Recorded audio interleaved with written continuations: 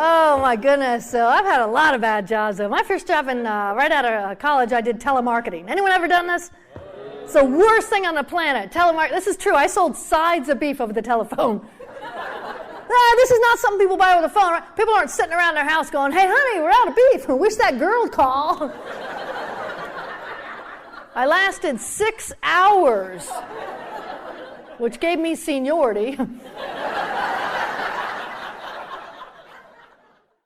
Every July, the Comedy and Magic Club in Hermosa Beach, California, celebrates their birthday by having a show every night of the month, with 20 comics doing 5 minutes each. There's no MC, but instead each comic introduces the next one. I've done the show there for years, and it's always a lot of fun because I get to work with really big-name celebrities. In fact, I'm probably the lowest comic on the totem pole as far as TV and other credits are concerned.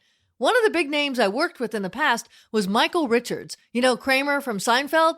Since the show was just comics going on one after the other, I ended up following him on several nights. He was going out to standing ovations, and it was nerve-wracking to follow him, but I came up with a great opening line.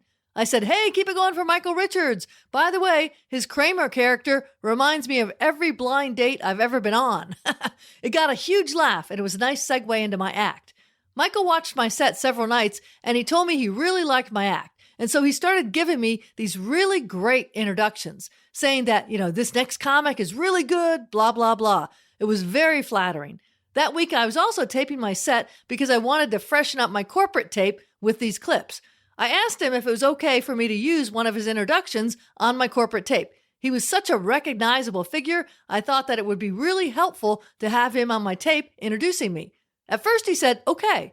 And then about an hour later, he came over and said, "I'm trying to keep a low profile these days, so do you mind not using it?"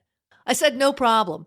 Weeks later, when I was putting together my corporate tape, I was really tempted to use his introduction. I mean, it was great, and I figured he'd never know. It would really boost my credibility with the potential corporate clients. But I just couldn't. It just isn't right to do that. So, no, my corporate tapes were mailed out to about 100 agents without Michael being on them. A week or so after I mailed the tapes, Michael got some bad press for a problem he had at a comedy club. I wasn't there, so I don't know what went down. Michael was always nice to me, and he's a funny guy, so I just won't comment on it. But he was in the news in a bad way. And I thought, wow, I would have had a problem if I'd sent those tapes out with his introduction. I would have had to recall all those tapes and redo them. Expensive and embarrassing.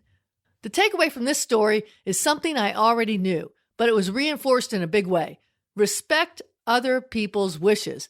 If they don't give you permission to do something, like use them in your video, don't. I see a lot of audience members taping comedians and entertainers with their phones. Don't do that. You don't have permission.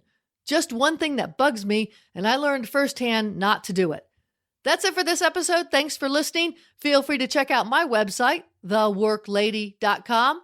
This is Jan. Take care and enjoy your journey.